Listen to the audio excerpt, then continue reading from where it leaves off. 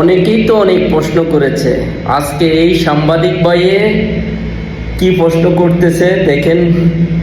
বিএনপির প্রধান তারেক রহমানকে কি প্রশ্ন করতেছে, প্রশ্নগুলো শুনে। আমার নাম খালেদ মুহিউদ্দিন। আপনাকে আমি নিউ ইয়র্কের ঠিকানায় কাজ করি। আপনাকে প্রথমে অভিনন্দন জানাই, আপনি জয়লাভ করেছেন। কিন্তু একটু প্রশ্ন করি যে গত সরকার চলে যাওয়ার পর থেকে কিন্তু আপনি বলে আসছেন যে এই নির্বাচনটা খুব সহজ হবে না, যদিও নির্বাচনটা খুব সহজই হওয়ার কথা। আপনার জনপ্রিয়তা, বিএনপির জনপ্রিয়তা সবকিছু মিলে এখন আমার প্রশ্ন, নির্বাচনটা তো হয়ে গেল, এটা অনেক সহজ ছিল কিনা আপনার কাছে?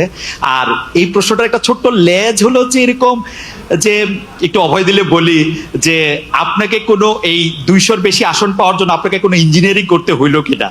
It's like, thank you so much. আপনাকে অভিনন্দন জানাই। আপনি আমাদের জনগণকে কনভিন্স করাটাই হচ্ছে আমাদের ইঞ্জিনিয়ারিং। জনগণকে